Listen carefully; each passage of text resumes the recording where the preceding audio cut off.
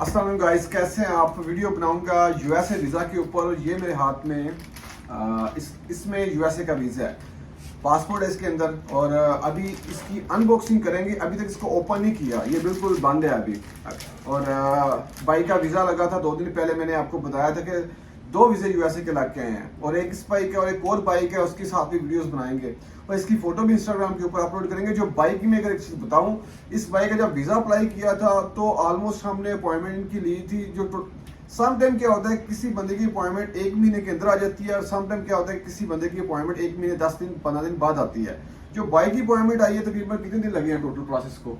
1 महीना, पूरा 1 महीना लगा। मीन के अपॉइंटमेंट डॉक्यूमेंटेशन इनकी करने में, अपॉइंटमेंट लेने में, यूएस की अपॉइंटमेंट तो वैसे नेक्स्ट ईयर आती है, लेकिन इसको पीछे लेके आने में और इंटरव्यू और पासपोर्ट आने तक मैक्सिमम 1 महीना लगा है। और अभी इनकी अनबॉक्सिंग करेंगे। बाकी दूसरे जो इसकी फीस आती है, कितनी फीस इनकी लगी है, कितने पैसे लगे हैं इनके, और इनका जो इंटरव्यू वहाँ पे हुआ है, वो सारी चीज़ें इसमें बताएंगे आपको। फर्स्ट पहले तो इसको ओपन करते हैं, क्योंकि बंदा बेसब्रा होता है। और इस बाइक अगर आप मेरी पुरानी वीडियोस में जाएंगे, आज से 2 साल पहले की या 2.5 साल पहले की बाइक का मोरक्को का वीज़ा भी मैंने लगाया था। उस टाइम शायद ऑफिस वगैरह हमारा नहीं था, तुर्की का भी लगवाया था। और अजरबैजान का, हाँ, अजरबैजान बोल रहे हैं।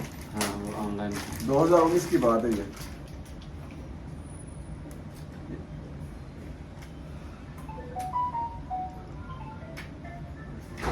ये मोरक्को का वीज़ा पुराना वाला। उसके अलावा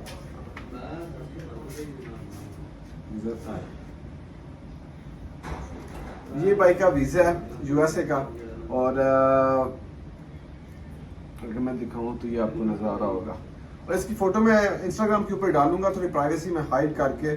और जो बाइक का वीज़ा लगा है, जो 20 सितंबर को इशू डेट है, और 15 सितंबर 2027 को एक्सपायरी डेट है बाइक की। जो बाइक का यूएई में वीज़ा है वैसे वो है पार्टनर का वीज़ा, और इनकी कोई ट्रैवल हिस्ट्री नहीं है। इनका मोरक्को का वीज़ा और तुर्की का वीज़ा, तुर्की और अज़रबैजान की इनकी ट्रैवल हिस्ट्री है, उसके अलावा इनकी ट्रैवल हिस्ट्री नहीं है।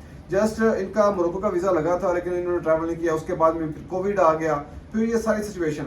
एक और मैं चीज़ बता दूं कि बाइक का शेंगन का वीज़ा रिफ्यूज़ था। बाइक का शेंगन का वीज़ा 2-3 दफ़ा बाइक का शेंगन का वीज़ा रिफ्यूज़ था, लेकिन फिर भाई ने शेंगन का वीज़ा अप्लाई किया था। तो मैंने इनको सजेस्ट किया कि इससे बेहतर है कि आप यूएसए का वीज़ा अप्लाई करें। यूएसए के वीज़ा के चांसेस बहुत ज़्यादा हैं, और बाइक का यूएस का वीज़ा लग भी। अच्छा, ये जो वीज़ा है बाइक का, ये वीज़ा B1 B2 वीज़ा है, लेकिन ये वीज़ा बिजनेस कॉन्फ्रेंस का वीज़ा है।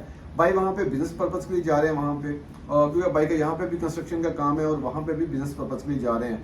और जो भाई से क्वेश्चन हुए हैं वहाँ पे, वो क्वेश्चन क्या हुए हैं भाई से, वो भाई आपको खुद बताते हैं, क्योंकि यूएसए का इंटरव्यू ही मेन वहाँ पे किरदार अदा करता है आपको वीज़ा लेने में। क्योंकि समटाइम कुछ लोगों से 2-4 क्वेश्चन करते हैं, कुछ लोगों से ज़्यादा क्वेश्चन करते हैं। जो भाई से क्वेश्चन हुए हैं वो पूछते हैं कि भाई से क्वेश्चन क्या क्या हुए हैं। उन्होंने पहले तो पूछा था फर्स्ट ऑफ ऑल कि आप कब से हो यहाँ पर। मैंने उनको बोला कि 20 साल से हूँ।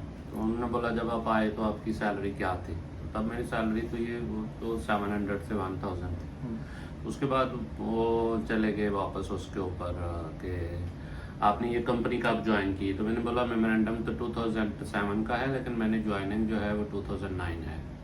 तो फिर वो आपकी पाकिस्तान में प्रॉपर्टी क्या है।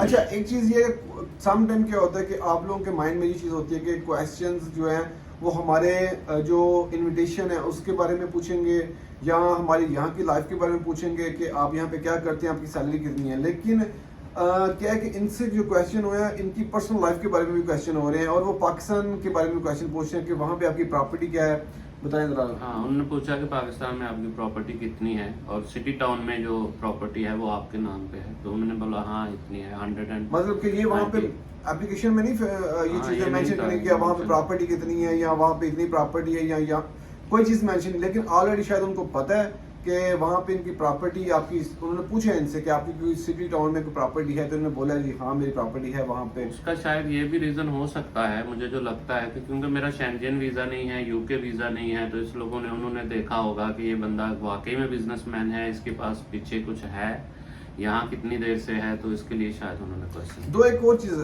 देखें, अगर आपकी ट्रैवल हिस्ट्री है या आपकी ट्रैवल हिस्ट्री नहीं है, अगर आप तो आपने वीज़ा अप्लाई करना है यूएसए का, वहाँ से आपको पर्सनल इनविटेशन है, देन फिर तो आप वीज़ा अप्लाई करें यूएसए का। मीन जो आपका कज़न है वहाँ पे या कोई आपका रिलेटिव है आपको भेजता है, इन्विटेशन भेज देता है, वीज़ा अप्लाई करें वहाँ से।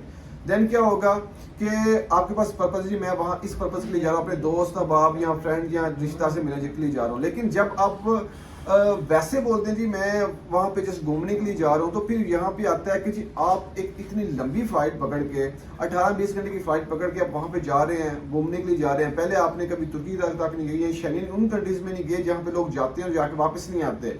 हाँ, अगर आप जेन्युइन ट्रैवलर हो, आपने कोई 8-10 कंट्रीज अच्छे कंट्रीज ट्रैवल किए हों, अगर नॉर्मल कंट्रीज भी हैं और 1-2 अच्छी कंट्री का वीज़ा है, देन आपने ट्रैवल किया तो यूएसए का वीज़ा जी आपका माइंड है कि इस कंट्री में जाने का क्योंकि वहाँ पे जाने का बहुत सारे लोगों का ड्रीम होता है। तो अभी आपका इस कंट्री में टूरिज्म के लिए जाने का पर्पज़ है, तो फिर तो आपका बनता है। लेकिन अगर आपने कोई ट्रैवल भी ना किया और डायरेक्टली आप टूरिज्म पर्पज़ के लिए वीज़ा अप्लाई कर रहे हो, तो फिर इसमें ये है कि आपके वीज़ा रिफ्यूज़ होने के चांसेस ज़्यादा होते हैं। मेन चीज़ है कि आपने अगर वीज़ा अप्लाई करना है तो आप बिजनेस वीज़ा अप्लाई करें, या अगर आपका कोई रिलेटिव है वो आपको इन्विटेशन भेजता है, देन वो आप क्योंकि आपके यहाँ पे पर्पज़ क्लियर होता है। मैं जी यहाँ पे इस पर्पज़ के लिए, क्योंकि सबसे जो मेन और फर्स्ट क्वेश्चन का होता है जी आप क्यों जा रहे हो, उसी के ऊपर आपका वीज़ा है। और यही चीज़ आपने वहाँ पे कंफर्म करें जी मैं इस पर्पज़ के लिए जा रहा हूँ, मेरा यहाँ मैं बिजनेस के लिए जा रहा हूँ या मैं मीटिंग है या कुछ भी है, मैं इस पर्पज़ के लिए जा रहा हूँ, वहीं पे आपका पर्पज़ क्लियर हो जाता है। माइंड आपका क्लियर होना चाहिए, जो आप बात कर रहे हो वो सच्चाई में मबनी होनी चाहिए।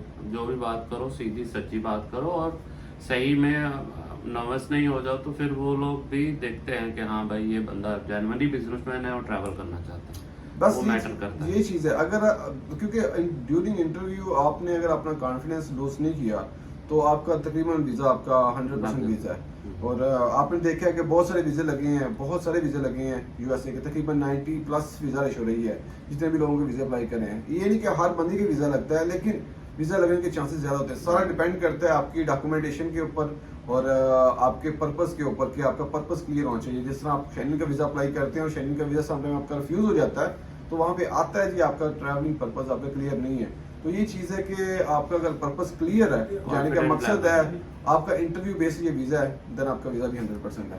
तो इंशाल्लाह मिलते हैं अगली वीडियो में। सम टाइम क्या होता है कि मैं एक चीज़ बता दूं, मैं अपनी हर वीडियो में बताता हूं कि मैं फ़ोन कॉल पे आंसर प्रॉपर नहीं दे पाता। तो बेहतर ये होता है कि आप मेरे डायरेक्ट ऑफिस विजिट कर लिया करें। और मैं ऑफिस में होता हूँ, ऑफिस में आपको मिल जाऊँगा, ऑफिस की लोकेशन मेरे इसी की डिस्क्रिप्शन में आपको मिल जाएगी। तो इंशाल्लाह मिलते हैं अगली वीडियो में। अल्लाह हाफ़िज़।